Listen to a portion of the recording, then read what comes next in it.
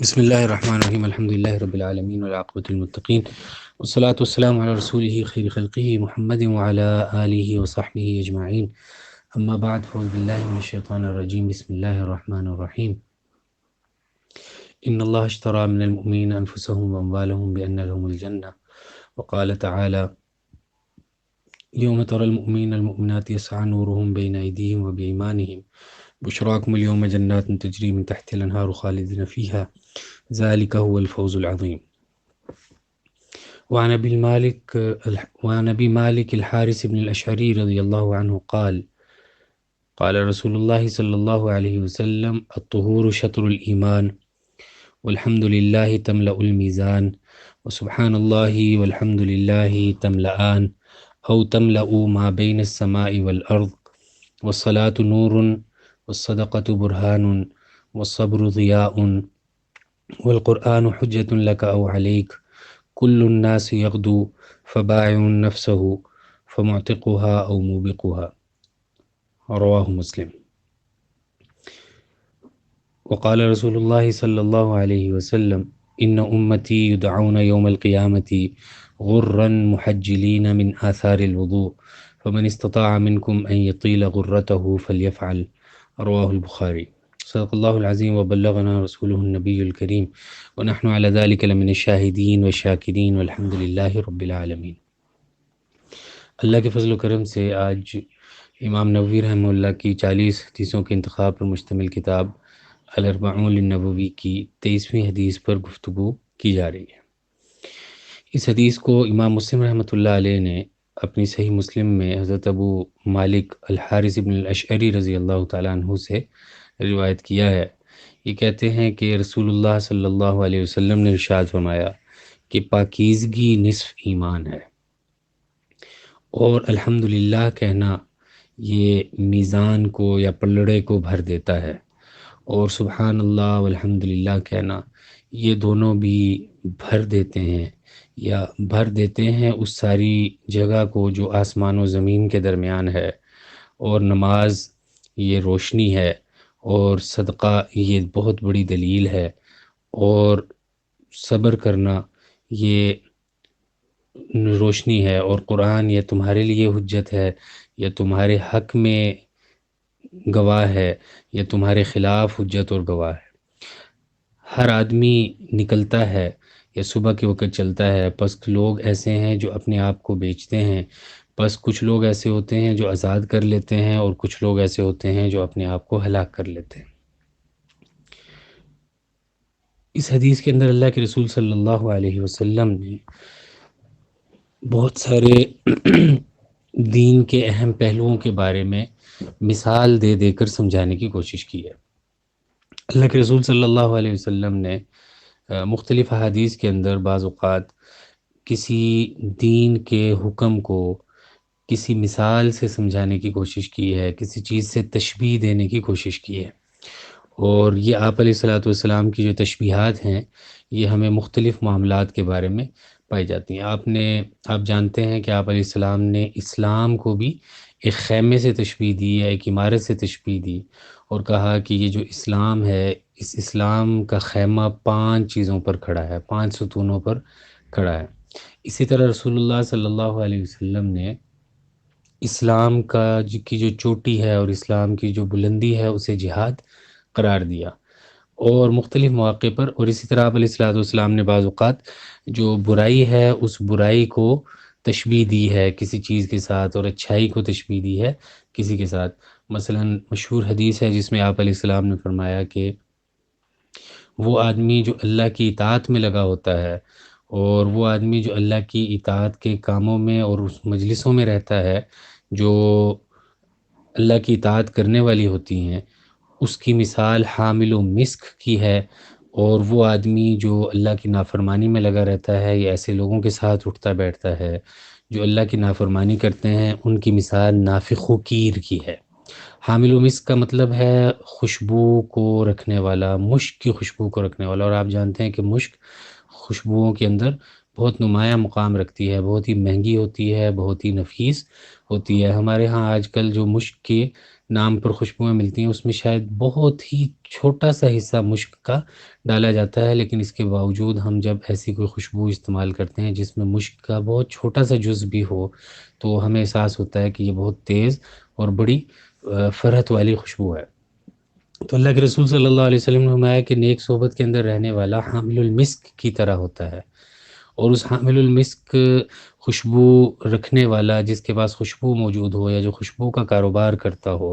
اگر کوئی آدمی اس کے پاس بیٹھنا شروع کر دے تو وہ بے شک اس سے خوشبو نہ بھی لگائے تب بھی اس کے پاس بیٹھنے کی وجہ سے اس کے جسم سے خوشبو آنا شروع ہو جاتی ہے، لا محالہ اس کے جسم پر خوشبو کا اثر ہوگا۔ دوسری طرف اللہ کے رسول صلی اللہ علیہ وسلم نے فرمایا جو اللہ کی نافرمانی کرنے والا ہے اس کی مثال نافخ و کیر کی ہے، اس شخص کی ہے جو کسی بھٹی کے اندر کام کرتا ہے، اور پرانے زمانے میں بھٹیوں کے اندر یہ جو کیر ہوتی تھی، چاہے آپ اس بھٹی کے ذریعے کسی چیز کو پگھلا رہے ہیں، سونے کا کام کر رہے ہیں یا کوئی اور کام کر رہے ہیں، تو مسلسل پھونک مارتے رہنا پڑتا تھا، اور جب آپ پھونک مارتے تھے تو اس پھونک مارنے کے نتیجے میں دھواں نکلتا تھا، اور اس دھوئیں سے آدمی کی آنکھیں بھی متاثر ہوتی تھی، چہرہ بھی متاثر ہوتا تھا، اور لباس بھی متاثر ہوتا تھا۔ تو آپ علیہ السلام نے فرمایا کہ ایسی مجالس میں بیٹھنے والا جو اللہ کی نافرمانی کی مجالس ہوں وہ نافخ و کیر کی طرح ہے، کہ نافخ و کیر کے پاس، کسی بھٹی میں پھونک مارنے والے کے پاس جب کوئی آدمی بیٹھا ہوگا تو اس بیٹھنے کی وجہ سے وہ اگر خود نہ بھی بھٹی کے آگے جائے اور خود نہ بھی پھونک مارے تب بھی وہ جو دھواں ہے اور میل کچیل ہے اور کثافت ہے وہ اس کو متاثر کرے گی۔ تو یہ رسول اللہ صلی اللہ علیہ وسلم نے اس حدیث کے اندر کچھ چیزوں کے ساتھ تشبیہ دی ہے اور کچھ چیزوں کی اہمیت بیان کی ہے۔ یہ اس لیے بیان کیا ہے کہ اللہ کے رسول صلی اللہ علیہ وسلم بعض اوقات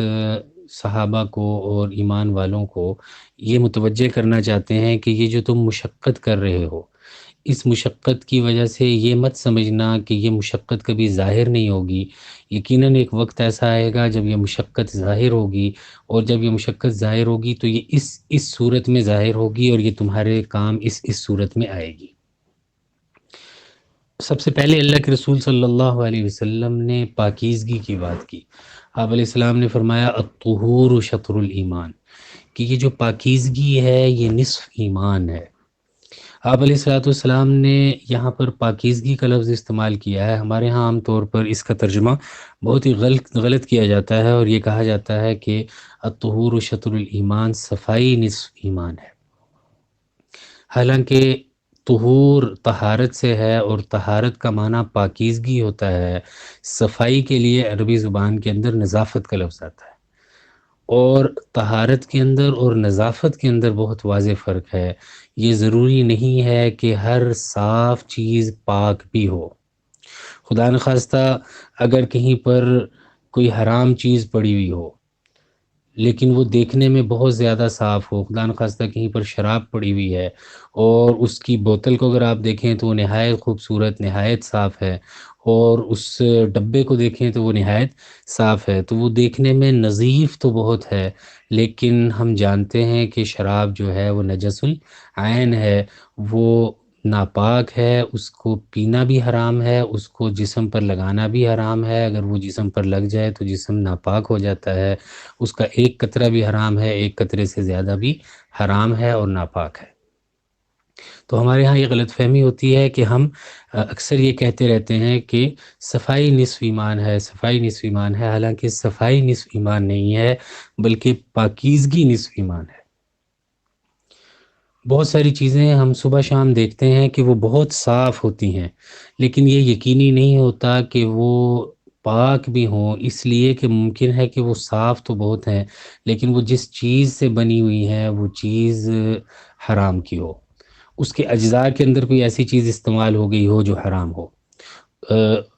خنزیر ہم جانتے ہیں کہ وہ نجس العین ہے، اگر خنزیر کے جسم سے یا اس کے بالوں سے یا اس کی ہڈیوں سے کوئی چیز بنی ہوئی ہو اور وہ دیکھنے میں چاہے کتنی بھی پرکشش ہو، کتنی بھی خوبصورت ہو، تو اسے کوئی بھی پاک نہیں کہہ سکتا۔ وہ نظیف تو ہو سکتی ہے، وہ دیکھنے میں صاف تو ہو سکتی ہے، لیکن وہ پاک نہیں ہو سکتی۔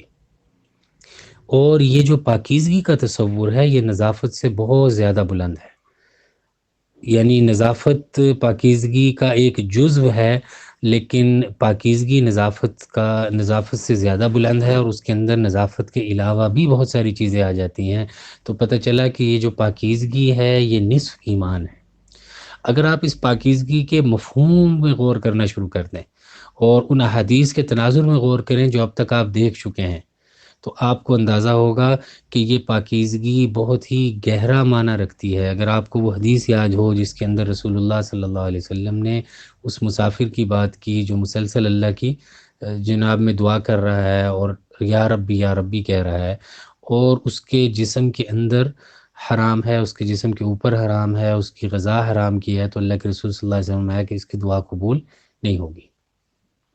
اس لیے کہ یہاں پر اس کے جسم پر یہ بہت پاکیزہ کام میں آیا ہوا ہے جہاد کے، لیکن جہاد کے پاکیزہ کام میں آنے کے باوجود اس کے جسم کے کپڑے پاک نہیں تھے، اس کی غذا پاک نہیں تھی، اس وجہ سے اس کی دعا قبول نہیں ہوگی۔ تو پتہ چلا کہ یہ جو پاکیزگی کا تصور ہے، یہ پاکیزگی کا تصور زیادہ وسیع ہے نظافت کے تصور سے،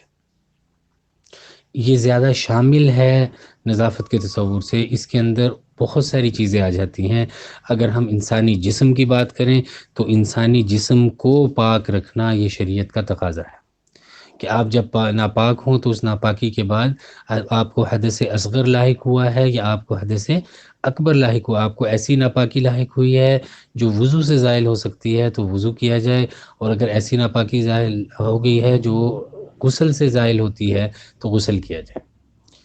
تو پتہ چلا کہ انسان کے جسم کی پاکیزگی اس کی اپنی اہمیت ہے،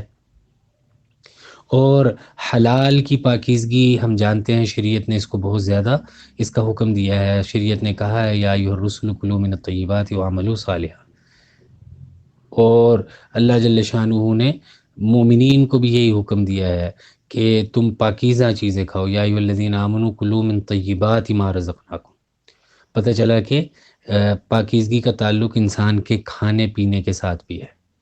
اور جیسے پاکیزگی کا تعلق انسان کے ظاہری کھانے پینے کے ساتھ ہے کہ جو ظاہری کھانے پینے کی چیزیں ہیں وہ پاک ہونی چاہیے، ایسے ہی ان وسائل کے ساتھ بھی ہے جن وسائل کے ساتھ یہ کھانے پینے کی چیزیں حاصل کی جاتی ہیں۔ لہٰذا اگر آپ حرام کے ذریعے حلال گوشت بھی حاصل کر رہے ہیں تو ظاہر ہے کہ اس کی پاکیزگی متاثر ہوئی، کیونکہ آپ نے جس پیسے کے ذریعے یہ حاصل کیا ہے وہ پیسہ حرام کا ہے۔ آپ نے کسی سے کوئی گندم کا معاملہ کیا اور آپ کو وہ گندم مل رہی ہے کسی سے، تو دیکھنے میں گندم حلال ہے، پاکیزہ ہے، لیکن آپ نے اس معاملے کے اندر جو جھوٹ بولا ہے، جو دغا بازی کی ہے، جو اس کے ساتھ وعدے کی خلاف ورزی کی ہے اور اس کو دھوکہ دیا ہے، اس کے نتیجے میں جس آمدنی سے آپ نے یہ گندم خریدی ہے وہ آمدنی مشکوک ہو گئی ہے، حرام ہو گئی ہے، لہٰذا اس کی پاکیزگی متاثر ہوئی۔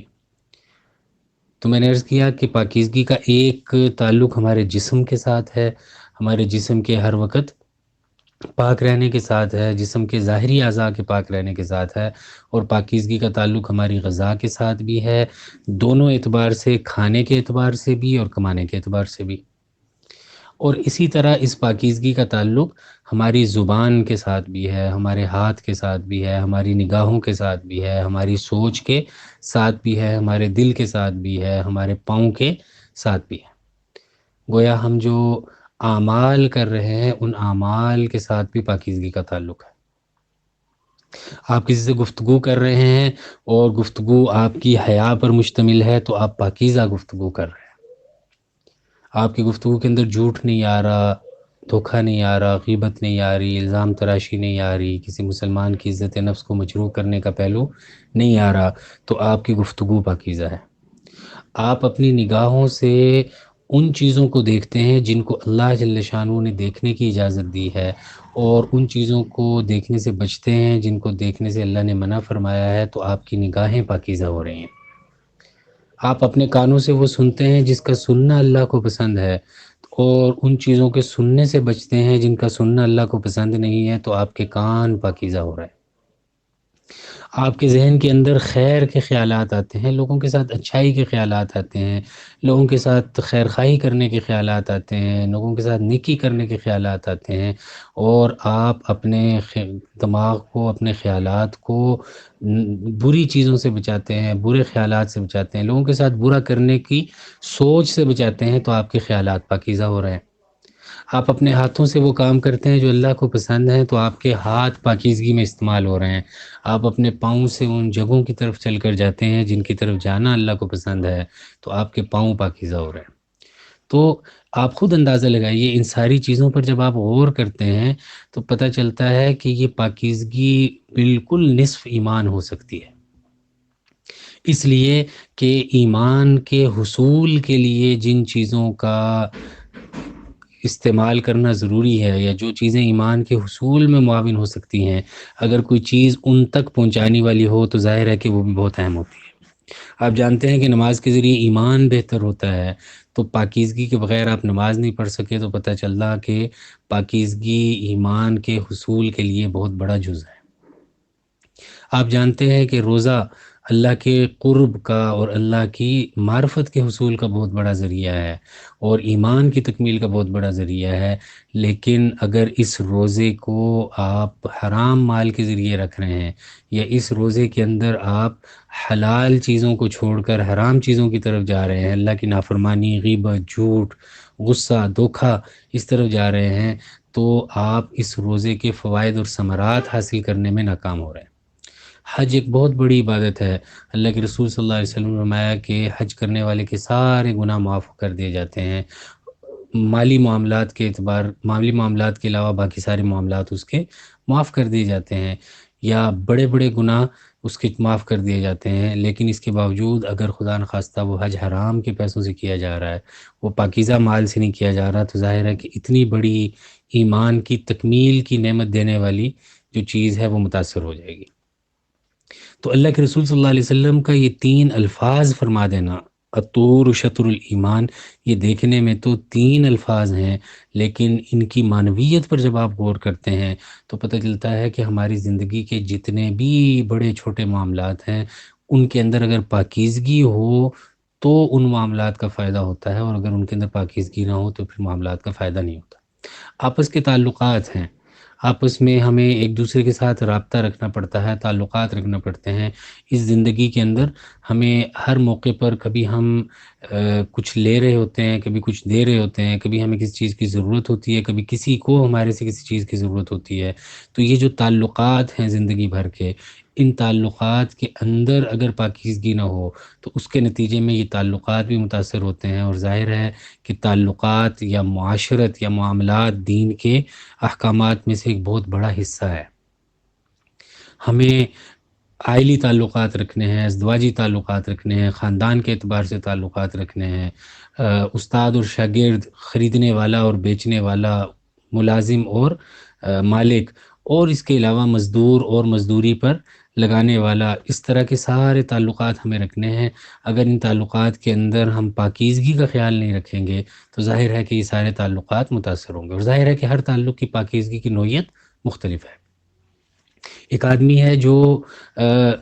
شادی شدہ تو ہے، لیکن اس شادی شدہ ہونے کے باوجود خدا نخواستہ اس کے out of the wedlock, شادی کے علاوہ اس کے ناجائز تعلقات ہیں، تو اللہ کے رسول صلی اللہ علیہ وسلم نے تو فرمایا کہ جس آدمی نے نکاح کر لیا اس نے اپنے نصف ایمان کو محفوظ کر لیا، لہٰذا اللہ سے باقی نصف کے بارے میں ڈرے۔ لیکن اگر اس نے اپنے اس تعلق کے اندر پاکیزگی کا خیال نہیں رکھا تو پتہ چلا کہ اس نے اپنے نصف ایمان کو متاثر کر دیا۔ تو اللہ کے رسول صلی اللہ علیہ وسلم کی بات ٹھیک ہے کہ پاکیزگی نصف ایمان ہے۔ دوسری چیز جو اللہ کے رسول صلی اللہ علیہ وسلم نے فرمائی وہ ہے والحمدللہ تملأ المیزان، کہ یہ جو الحمدللہ کا لفظ ہے اس کو تم ہلکا مت سمجھا کرو۔ یہ الحمدللہ کہہ دینا، اللہ کی رضا کی نیت سے کہہ دینا، اللہ جل شانہ کی معرفت کی نیت سے کہہ دینا، اور الحمدللہ کہتے ہوئے اس کے معنی کے اوپر نظر رکھتے ہوئے الحمدللہ کہہ دینا۔ الحمدللہ کا معنی ہے تمام تعریفیں اللہ کے لیے۔ تو جب آپ الحمدللہ کہہ رہے ہوں تو آپ کا رواں رواں یہ کہہ رہا ہو، آپ کے پورے جسم سے یہ بات نکل رہی ہو، آپ کے دل سے یہ بات نکل رہی ہو کہ اللہ جل شانہ نے مجھے ہر طرح کی نعمتیں عطا فرما رکھی ہیں، مجھے ہر طرح کے وسائل فراہم کر رکھے ہیں، ہر طرح کی چیزیں دے رکھی ہیں، اور ان ساری چیزوں کے نتیجے میں مجھے جو سہولت اور عافیت حاصل ہے، میں اس پر اللہ کی حمد بیان کرتا ہوں۔ تو اس جذبے کے ساتھ نکلا ہوا الحمدللہ، اللہ کے رسول صلی اللہ علیہ وسلم نے فرمایا یہ بعض اوقات پلڑے کو بھاری کر دیتا ہے، انسان کا جو اعمال نامہ ہے اس کو بھر دیتا ہے۔ یہ دیکھنے میں تو ایک الحمدللہ ہوتا ہے، لیکن اس ایک الحمدللہ سے پلڑا ایمان کا اور اعمال نامے کا بھر جاتا ہے۔ پھر آپ علیہ السلام نے فرمایا کہ یہ جو سبحان اللہ والحمدللہ ہے،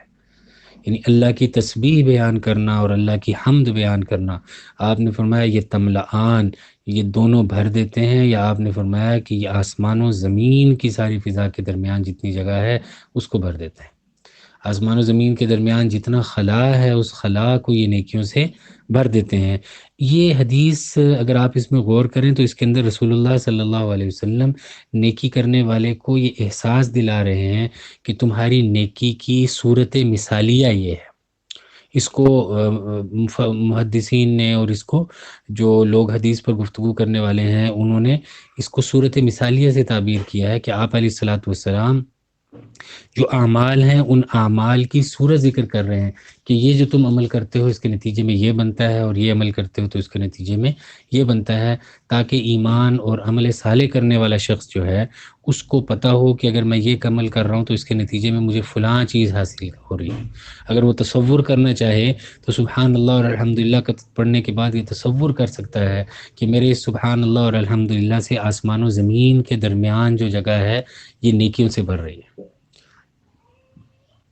پھر آپ علیہ الصلوۃ والسلام نے نماز کو نور سے تشبیہ دی ہے۔ آپ علیہ الصلوۃ والسلام نے نماز کو روشنی سے تشبیہ دی ہے، اور نور اس روشنی کو کہتے ہیں جس میں شدت نہ ہو، اس لیے قرآن کریم نے کہیں پر نور کا لفظ ذکر کیا ہے، کہیں پر ضیاء کا لفظ ذکر کیا ہے، اور آگے ضیاء کا لفظ آ بھی رہا ہے۔ تو قرآن کریم نے نماز کو نور قرار دیا ہے کہ یہ روشنی کا ذریعہ ہے، اس نماز کے ذریعے روشنی حاصل ہوتی ہے۔ اس روشنی کے دو معنی ہو سکتے ہیں، ایک معنی تو یہ ہے کہ یہ نماز دنیا میں روشنی کا ذریعہ ہے، کہ آدمی جب نماز پڑھتا ہے تو اس نماز کے پڑھنے کے نتیجے میں اللہ جل شانہ کی وحدانیت حاصل ہوتی ہے، اور اللہ کے بڑے ہونے کا تصور حاصل ہوتا ہے۔ وہ اللہ کو بار بار اکبر کہتا ہے، بار بار اللہ اکبر کہنے کی وجہ سے اللہ کو بڑا بنانے کا اور اللہ جل شانہ کی بڑائی کا اعتراف کرنے کا اسے موقع ملتا ہے، اور پھر اسی نماز سے رہنمائی حاصل کرتے ہوئے وہ اپنی زندگی کے سارے معاملات کو درست کرتا ہے۔ تو ایک طرح سے یہ نماز اس کی زندگی کے سارے معاملات کے اندر روشنی کا اور ہدایت کا بندوبست کر رہی ہے۔ ہم جانتے ہیں کہ جو روشنی ہے وہ ہمارے لیے کتنی مفید ہے۔ اگر ہمیں کہیں پہنچنا ہو، کہیں جانا ہو، اور رات اندھیری ہو اور وہاں ہمارے پاس روشنی نہ ہو تو ہمارے لیے وہاں پہنچنا مشکل ہو جاتا ہے، اور بعض اوقات اگر رات کو بجلی چلی جائے اور گھر کے اندر روشنی نہ ہو تو وہ جگہ جہاں آدمی کو رہتے ہوئے مدتوں ہو چکی ہوتی ہیں، جہاں آدمی کئی سال سے رہ رہا ہوتا ہے، اس جگہ میں بھی چلنا مشکل ہو جاتا ہے، اس لیے کہ آدمی کو عادت نہیں ہوتی اندھیرے میں چلنے کی۔ تو ہم اپنے گھر میں بعض اوقات جب بجلی چلی جائے اور اندھیرا ہو جائے تو ہم اپنے کمرے سے باہر نکل کر گھر کی دہلیز تک ہمارے لیے آنا مشکل ہو جاتا ہے۔ تو پتہ چلا کہ یہ جو نماز ہے یہ اللہ کے رسول صلی اللہ علیہ وسلم نے اس کی حیثیت نور کی ہے، اس کی حیثیت روشنی کی ہے۔ اگر کوئی آدمی نماز پر حقیقی طور پر کاربند ہو جاتا ہے تو یہ نماز اس کو رہنمائی کرتی ہے کہ یہ کرنے کا کام ہے اور یہ نہ کرنے کا کام۔ اسی لیے اللہ کے رسول صلی اللہ علیہ وسلم نماز کے بارے میں بہت زیادہ اہتمام کا حکم دیتے ہیں کہ اس روشنی سے استفادہ کرنے کی کوشش کرو، اور قرآن بار بار کہتا ہے اتل ما اوحی الیک من الکتاب واقم الصلاۃ۔ دو جگہ پر یہ تعبیر آپ کو ملتی ہے۔ ایک جگہ پر قرآن کریم نے کہا ان الصلاۃ تنہی عن الفحشاء والمنکر والبغی، کہ یہ جو نماز ہے یہ ایسی روشنی ہے کہ یہ ہر اس جگہ جانے سے تمہیں روک دیتی ہے جو تمہارے لیے مناسب نہ ہو، خطرناک ہو۔ اندھیرا ہو تو آپ کو پتہ نہیں چلتا کہ آگے کوئی گڑھا آ رہا ہے یا آگے کوئی نقصان دہ چیز پڑی ہوئی ہے، یا آپ کا پاؤں کسی نفیس چیز کے اوپر پڑ سکتا ہے اور وہ متاثر ہو سکتی ہے، آپ کا پاؤں متاثر ہو سکتی ہے۔ لیکن اگر روشنی موجود ہو تو آدمی اپنے پاؤں، اپنے قدم اٹھانے میں، چلنے میں محتاط ہو جاتا ہے۔ تو نماز آپ کو یہ احتیاط دیتی ہے، اس کی روشنی سے آپ محتاط ہو جاتے ہیں، آپ کو جس راستے پر چلنا ہے اس راستے کو اچھی طرح دیکھنے کا موقع مل جاتا ہے، اور جن جگہوں پر نہیں جانا ان سے بچنے کا بھی موقع مل جاتا ہے۔ آپ بہت ہی اچھے سڑک پر ہوں اور رات کا سفر ہو اور آپ کی گاڑی کی ہیڈ لائٹ نہ چل رہی ہو، تو وہ راستہ جتنا بھی اچھا ہو آپ کے لیے مسئلہ رہتا ہے۔ کبھی آپ دائیں طرف جھک جاتے ہیں، کبھی بائیں طرف جھک جاتے ہیں، یا اچانک آپ کے سامنے کوئی گڑھا آ جاتا ہے یا اسپیڈ بریکر آ جاتا ہے تو آپ نقصان کر لیتے ہیں۔ لیکن اگر اسی گاڑی کی ہیڈ لائٹس آن ہوں تو آپ جتنی بھی تیز رفتاری سے جا رہے ہوں تو آپ اپنے آگے دیکھ سکتے ہیں کہ آنے والے چند کلومیٹر میں کیا کیا چیزیں آنے والی ہیں اور کیا کیا تبدیلیاں آنے والی ہیں، جس کے نتیجے میں مجھے اپنی گاڑی کی رفتار کو تیز یا آہستہ کرنا ہے۔ تو یہی حال نماز کا ہے کہ اللہ نے نماز کے بارے میں فرمایا کہ اتل ما اوحی الیک من الکتاب واقم الصلاۃ ان الصلاۃ تنہی عن الفحشاء والمنکر۔ یہ جو نماز ہے یہ بری باتوں سے، ناپسندیدہ باتوں سے، اللہ کی نافرمانی کی باتوں سے انسان کو روک دیتی ہے۔ اور پھر آپ اگر حدیث کے اندر نماز کی ساری فضیلتیں جو اللہ کے رسول صلی اللہ علیہ وسلم نے ذکر کی ہیں ان کو دیکھیں تو پھر آپ کو اندازہ ہوتا ہے کہ اس کی اہمیت بہت غیر معمولی ہے۔ لیکن اس کے اندر جو اللہ کے رسول صلی اللہ علیہ وسلم نے نور کا پہلو ذکر کیا، تو ایک معنی یہ ہو سکتا ہے کہ یہ نماز تمہیں دنیاوی معاملات کے اندر نور کا ذریعہ بنتی ہے، اور ایک معنی یہ بھی ممکن ہے کہ یہ جو تم نماز پڑھتے ہو یہ اصل میں تم اپنے لیے ایک روشنی اکٹھے کر رہے ہو، اور یہ روشنی تمہارے کام آئے گی۔ ہو سکتا ہے کہ جب تم قبر میں جاؤ تو ظاہر ہے کہ قبر کے اندر کوئی روشنی لے کر تم نہیں جاؤ گے، یہ تمہارے اعمال ہی شاید وہاں پر روشنی بن جائیں گے۔ تو وہ جو تم نے نماز پڑھ رکھی ہے اس سے شاید تمہاری قبر روشن ہو جائے۔ قیامت کے دن اندھیرا ہوگا اور اس اندھیرے کے اندر لوگوں کو کچھ سجھائی نہیں دے رہا ہوگا، لیکن قرآن کریم کہتا ہے یوم تری المؤمنین والمؤمنات یسعی نورہم بین ایدیہم وبایمانہم۔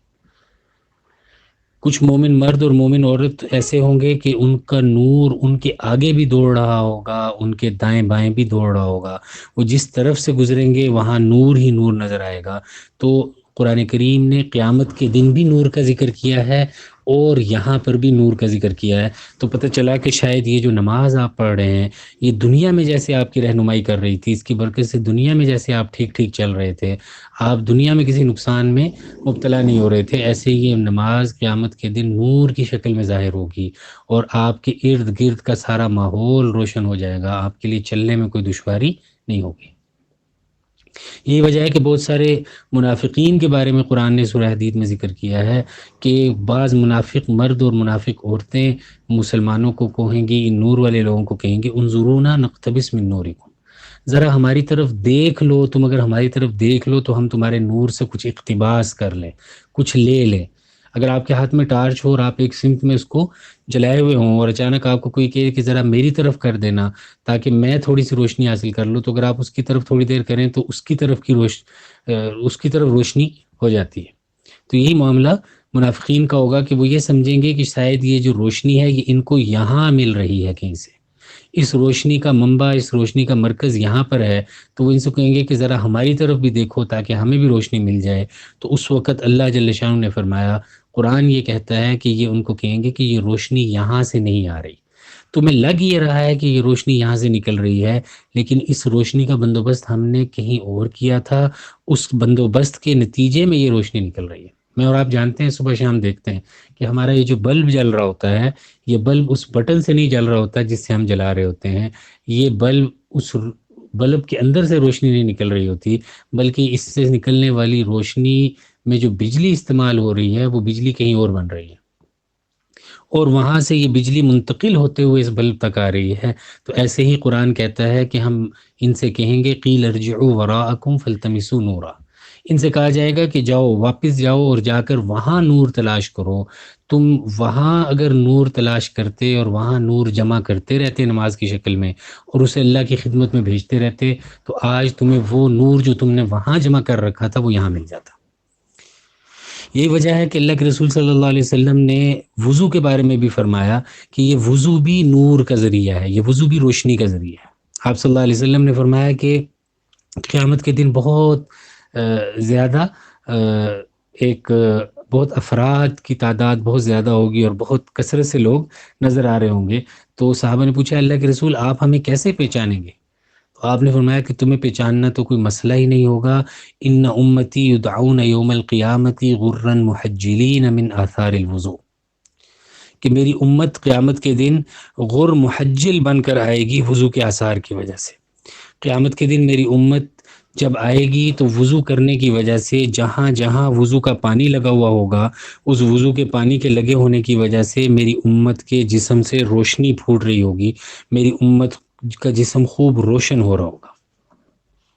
تو یہ جو اللہ کے رسول صلی اللہ علیہ وسلم یہاں پر غرن محجلین کی بات کر رہے ہیں کہ تم قیامت کے دن جب میرے پاس آؤ گے تو تمہارے وضو کے اعضاء روشن ہوں گے، چمکدار ہوں گے، دور سے دیکھنے والے کو اندازہ ہو جائے گا کہ ہاں ہاں یہ شخص۔ آپ دیکھیے وضو کے اندر جو اعضاء استعمال ہو رہے ہیں، چہرہ استعمال ہو رہا ہے، چہرے کے اندر ظاہر ہے ناک ہے، پیشانی ہے، آپ کے ہاتھ استعمال ہو رہے ہیں۔ تو اگر آدمی کا چہرہ روشن ہو، چہرہ چمک رہا ہو، ہاتھ چمک رہے ہوں، تو آدمی چاہے جتنا بھی دور ہو تو دور سے پتہ چل جاتا ہے کہ فلاں شخص کے اندر روشنی نظر آ رہی۔ تو ایک روشنی کے حصول کا ذریعہ نماز بھی ہے، یہ وضو اللہ کے رسول صلی اللہ علیہ وسلم نے فرمایا یہ تمہاری روشنی کا ذریعہ ہے۔ اس لیے اللہ کے رسول صلی اللہ علیہ وسلم نے فرمایا من استطاع منکم ان یطیل غرته فلیفعل، تم میں سے جو آدمی اپنے اس غرہ کو بلند کر سکتا ہو، اپنے اس غرہ کو طویل کر سکتا ہو، اسے کر لے۔ غرہ اصل میں عربی زبان میں غالباً کسی نشان کو کہتے ہیں، گھوڑے کی پیشانی پر جو روشن نشان ہوتا ہے۔ بعض اوقات آپ نے دیکھا ہوگا کہ گھوڑے کی پیشانی پر ایک کالے رنگ کا یا سفید رنگ کا نشان ہوتا ہے۔ اگر گھوڑا کالے رنگ کا ہے اور اس کی پیشانی پر سفید رنگ کا نشان ہے تو وہ بہت نمایاں ہوگا، اسے غرہ کہتے ہیں کہ وہ خوب روشن ہے۔ تو آپ نے فرمایا تم میں سے جو اپنے غرہ کو روشن طویل کر سکتا ہے اسے کرنا چاہیے۔ جب وضو کرو تو وضو کرتے ہوئے، اب وضو کرنے میں شریعت نے یہ مثال دے کر اصل میں متوجہ کر دیا کہ جب آپ وضو کر رہے ہوں تو اس کی صورت مثالیہ آپ کے سامنے ہو کہ دیکھنے میں تو میں اپنے جسم کے اوپر پانی بہا کر جسم کو پاک کر رہا ہوں، لیکن میں اس میں نور بھر رہا ہوں، اور یہ نور قیامت کے دن کام آئے گا، اور قیامت کے دن یہ نور ظاہر ہو جائے گا۔ جیسے آپ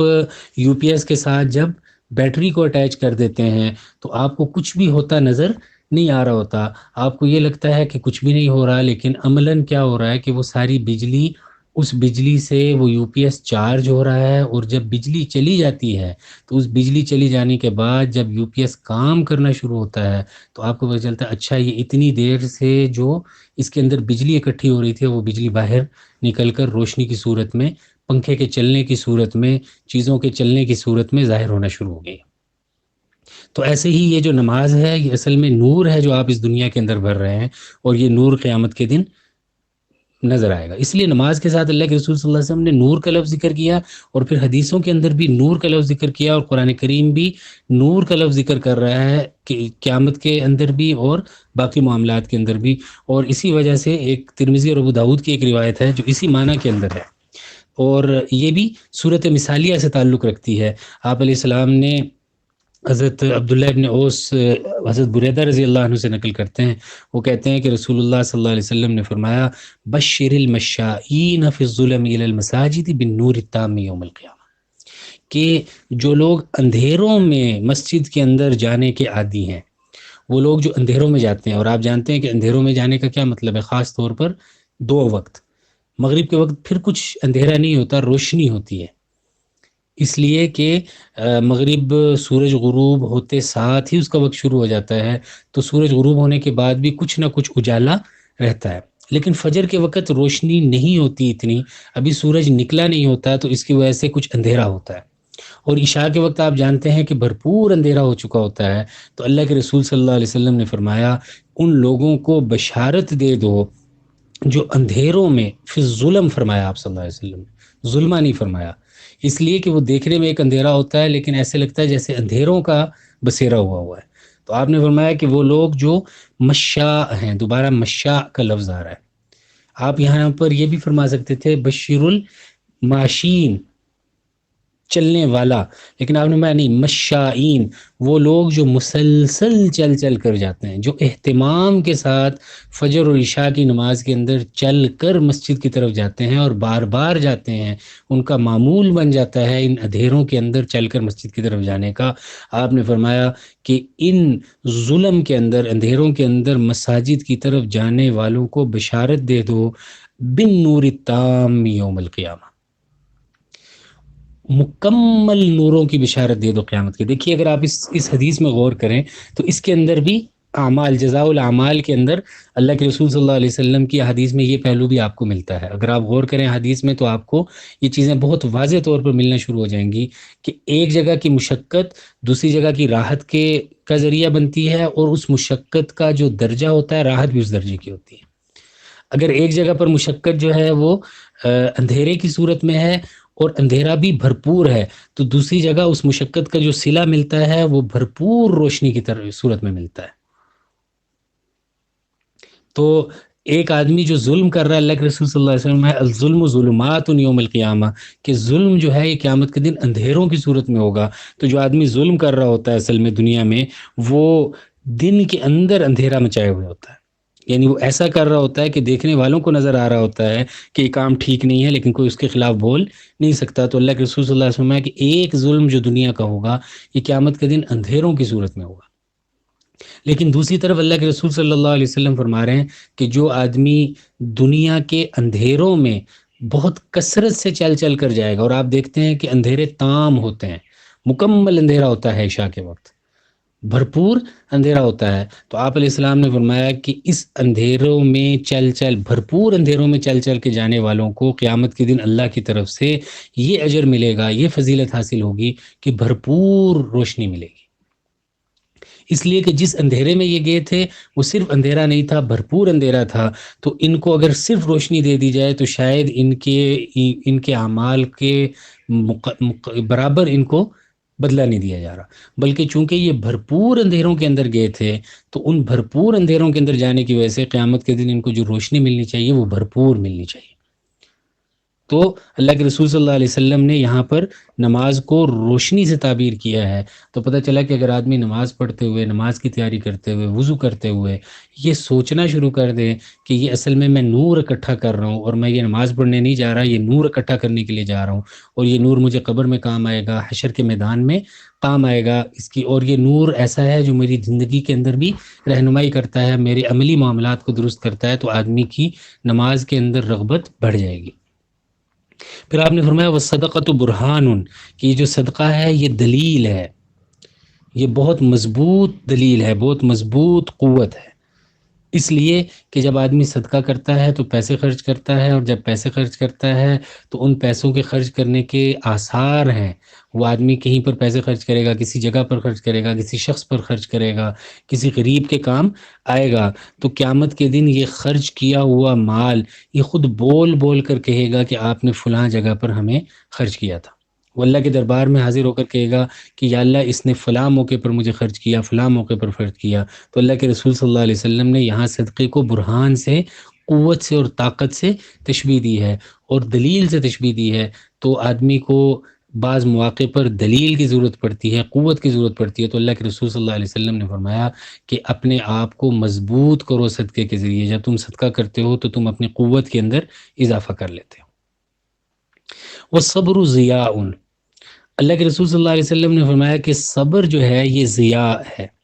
یہاں بڑی دلچسپ بات یہ ہے کہ اللہ کے رسول صلی اللہ علیہ وسلم نے نماز کو تو نور سے تشبیہ دی ہے، اور اللہ کے رسول صلی اللہ علیہ وسلم نے صبر کو ضیاء سے تشبیہ دی ہے۔ ہمارے ہاں اردو کے اندر روشنی کہہ دیا جاتا ہے، اور وہ روشنی سورج کے لیے بھی استعمال ہو جاتی ہے، وہ چاند کے لیے بھی استعمال ہو جاتی ہے، وہ آگ کے لیے بھی استعمال ہو جاتی ہے، لیکن عربی زبان کے اندر روشنیوں کے اندر بھی فرق ہے۔ اس لیے قرآن کریم جہاں سورج کی روشنی کی بات کرتا ہے تو وہاں لفظ اور لے کر آتا ہے، اور جہاں چاند کی روشنی کی بات کرتا ہے تو وہاں لفظ اور لے کر آتا ہے۔ آپ جانتے ہیں قرآن کریم کے اندر بعض آیتوں میں سورج اور چاند کو اکٹھے ذکر کیا گیا ہے، اور دونوں کی روشنی کے بارے میں بات کی گئی ہے، لیکن دونوں کے الفاظ مختلف ہیں۔ اللہ نے قرآن کریم میں ایک جگہ فرمایا وَالَّذِي جَعَلَ الشَّمْسَ ضِيَاءً وَالْقَمَرَ نُورًا، وہ ذات جس نے سورج کو ضیاء بنایا ہے اور قمر کو نور بنایا ہے. تو اس آیت کے اندر اگر آپ غور کریں تو اللہ جل شانہ اس آیت کے اندر هو الذی جعل الشمس ضیاء والقمر نورا، وہاں پر دو مختلف الفاظ استعمال فرما رہے ہیں. اللہ جل شانہ شمس کے لیے ضیاء کا لفظ استعمال کر رہے ہیں اور قمر کے لیے نور کا لفظ استعمال کر رہے ہیں. اور اسی وجہ سے جو اہل لغت ہیں انہوں نے ضیاء کے اندر اور نور کے اندر جو فرق ہے اس کو بہت واضح طور پر لکھا ہے. وہ فرق مختلف انداز میں بیان کیا گیا ہے، لیکن اس فرق کے اندر جو سب سے عام بات ہے، جو سب سے مشترک بات ہے سب کے نزدیک، وہ یہ ہے کہ جو ضیاء ہوتا ہے وہ اپنے ساتھ حرارت بھی رکھتا ہے. وہ صرف روشنی نہیں ہوتی بلکہ وہ روشنی ہوتی ہے جس میں حرارت بھی پائی جاتی ہے. اور نور وہ روشنی ہوتی ہے جس میں حرارت کا پایا جانا ضروری نہیں ہے. اس لیے قرآن کریم نے شمس کے ساتھ تو ضیاء کا لفظ استعمال کیا اور قمر کے ساتھ نور کا لفظ استعمال کیا. اس لیے کہ جو سورج کی روشنی ہے وہ صرف روشنی نہیں ہے بلکہ اس روشنی کے ساتھ ہمیں حرارت بھی حاصل ہو رہی ہے. اور جو چاند کی روشنی ہے اس چاند کی روشنی میں ہمیں روشنی تو حاصل ہو رہی ہوتی ہے لیکن ہمیں کسی قسم کی حرارت حاصل نہیں ہو رہی ہوتی، بلکہ ایک طرح کی ٹھنڈک حاصل ہو رہی ہوتی ہے، ایک طرح کا اطمینان اور سکون حاصل ہو رہا ہوتا ہے. آپ اگر چاند نکلا ہوا ہو اور آپ کسی ایسی جگہ پر موجود ہوں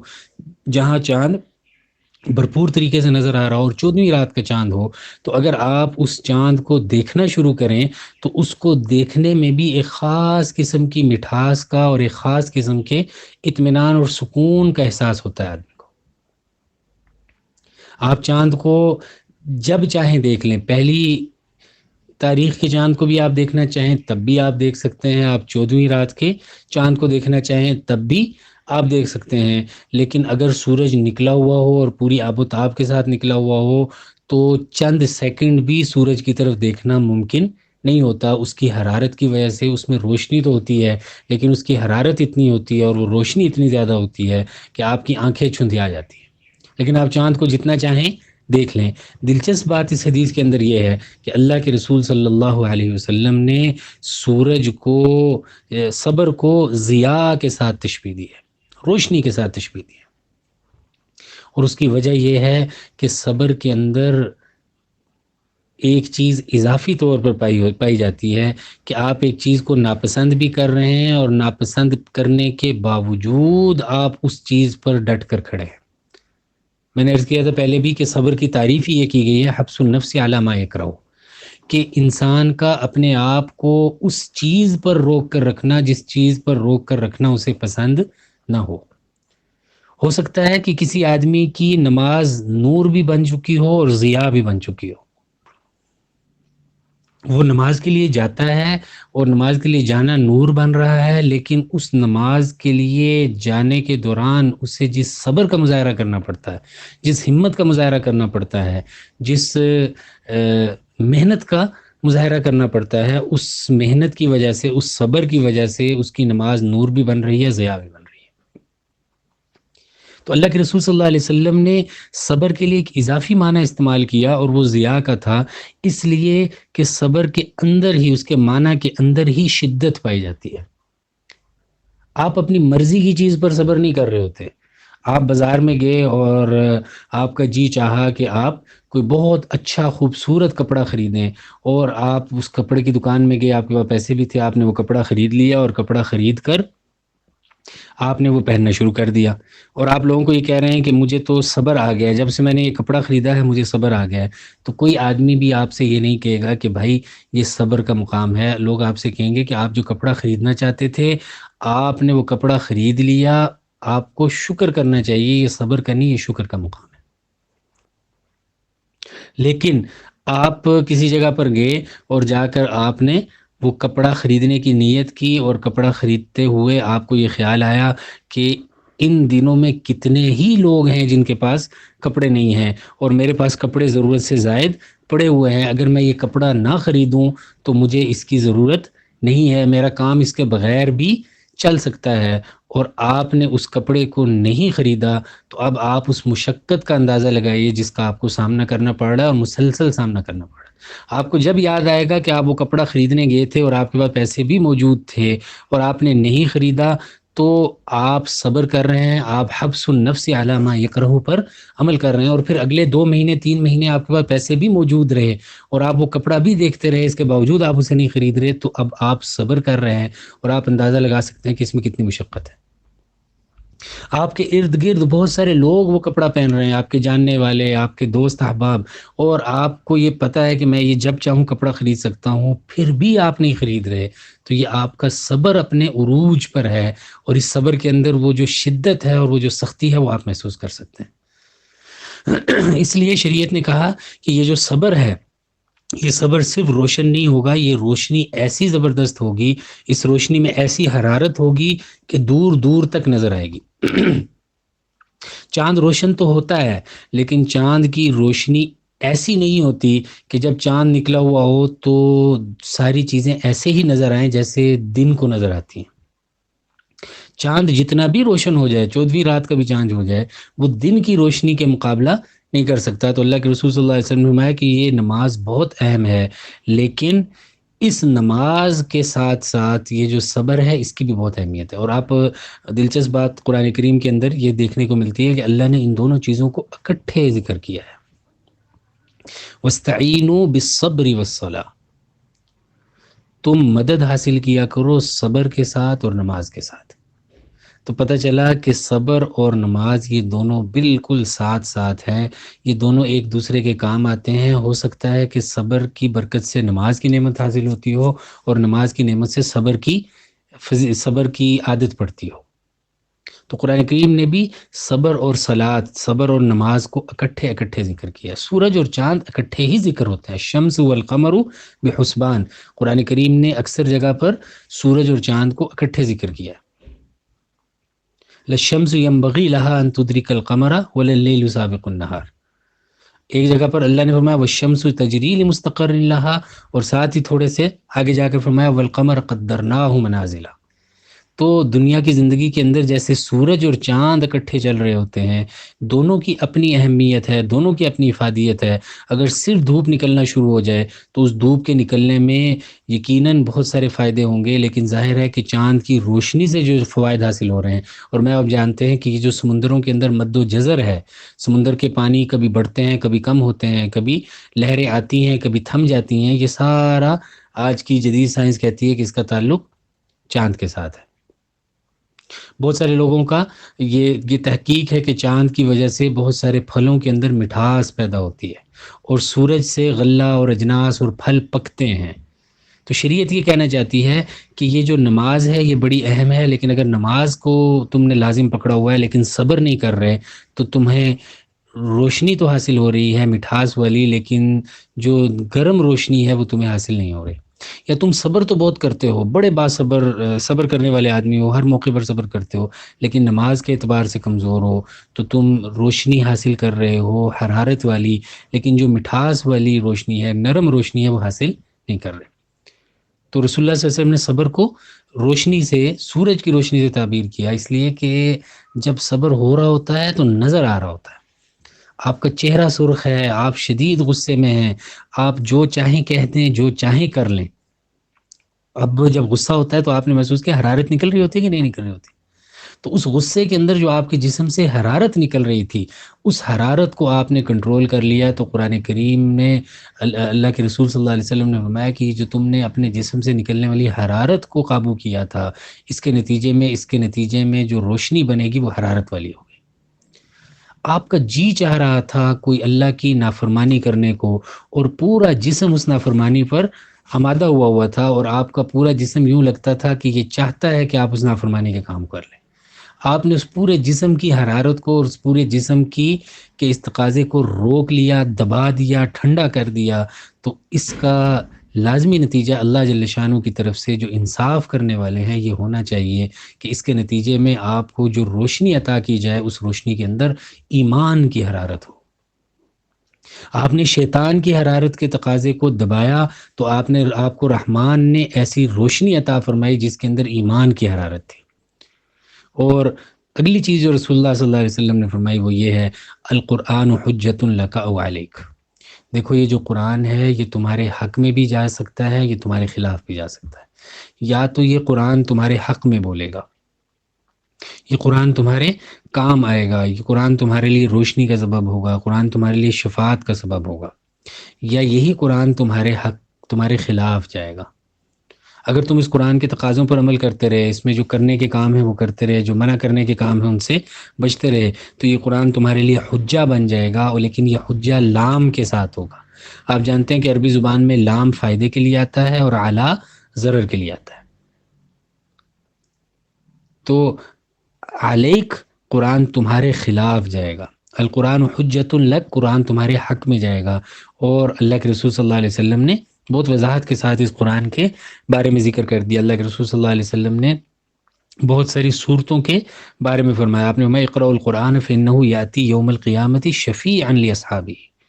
کہ دیکھو تم قرآن پڑھا کرو اس لیے کہ قرآن یہ قیامت کے دن اپنے پڑھنے والوں کے لیے سفارشی بن کر آئے گا۔ وہی بات جو اللہ فرما رہی ہے، یہ حجت بن کر آئے گا تمہارے لیے۔ یہ کہے گا کہ یا اللہ میں نے اس کو دن کو یہ میری تلاوت کرتا تھا اور رات کو نمازوں میں کھڑے ہو کر یہ مجھے پڑھتا تھا، اس کی میری سفارش قبول کیجیے۔ اللہ کے رسول صلی اللہ علیہ وسلم نے فرمایا کہ قرآن کے اندر ایک صورت ایسی ہے جو 30 آیات پر غالباً مشتمل ہے، اور اس کو پڑھنے والے کا فائدہ یہ ہوتا ہے کہ اگر وہ پڑھنے والا پڑھتا رہے تو وہ اس کی اس وقت تک سفارش کرتی رہتی ہے جب تک وہ اس کو معاف نہ کروا دے، جب تک وہ اس کی مغفرت نہ کروا دے۔ آپ نے فرمایا وہ سورہ ملک ہے۔ تو یہ قرآن آپ کے لیے کیا بن رہا ہے؟ حجت بن رہا ہے۔ لیکن یہ اس صورت میں ہے جب آپ حدیث کے مطابق استحل حلالہ وحرم حرامہ، جب اس نے قرآن کی حلال کردہ چیزوں کو حلال سمجھا اور قرآن کی حرام کردہ چیزوں کو حرام سمجھا، جن چیزوں کو قرآن کرنے کا حکم دیا ان کو کیا، اور جن سے روکا ان سے روکا۔ آخری بات اللہ کے رسول صلی اللہ علیہ وسلم نے فرمائی کہ ہر روز ہی ایک منڈی لگتی ہے، ہر روز ایک مارکیٹ کھلتی ہے، ہر روز ایک بازار لگتا ہے، اور اس بازار میں ہر طرح کے لوگ جاتے ہیں۔ کچھ لوگ ایسے ہوتے ہیں جو وہاں خرید و فروخت کرتے ہیں، اور اس خرید و فروخت کے نتیجے میں وہ اپنے آپ کو آزاد کر لیتے ہیں۔ وہ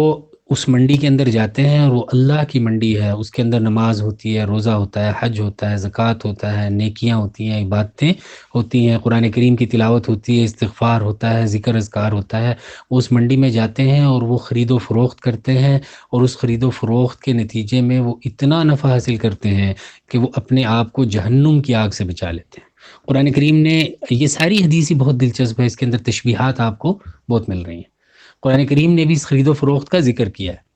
قرآن کریم نے کہا ان اللہ اشتری من المؤمنین انفسهم واموالهم بان لهم الجنہ، اللہ تعالیٰ نے انسانوں سے، مومنین سے ان کے مال بھی خرید لیے اور ان کی جانیں بھی خرید لیے۔ کس شرط پر؟ اس کے بدلے میں کیا ملے گا؟ بان لهم الجنہ، کہ ان کو اس کے بدلے میں جنت ملے گی۔ تو اس خرید و فروخت کا ہمیں ذکر قرآن کریم کے اندر بھی ملتا ہے، قرآن کریم نے بھی اس خرید و فروخت کا ذکر کیا ہے۔ تو اللہ کے رسول صلی اللہ علیہ وسلم نے یہاں فرمایا کہ روزانہ ایک منڈی لگتی ہے اور لوگ اس میں خرید و فروخت کے لیے جاتے ہیں۔ یہ دنیا ایک منڈی ہے، یہ دنیا ایک بازار ہے، اور اس بازار کے اندر ہر روز لوگ اپنا مال متاع چیزیں لے کر جاتے ہیں۔ کچھ لوگ ہیں جو اپنے اس پورے جسم کے ذریعے خرید و فروخت شروع کرتے ہیں، ان کے ہاتھ خرید و فروخت میں لگتے ہیں، زبان خرید و فروخت میں لگتی ہے، دماغ خرید و فروخت میں لگتا ہے، اور اس خرید و فروخت کے نتیجے میں جب وہ شام کو فارغ ہوتے ہیں تو حساب لگاتے ہیں تو پتہ چلتا ہے کہ آج کی اس خرید و فروخت کے نتیجے میں انہوں نے اپنے آپ کو جہنم کی آگ سے بچا لیا۔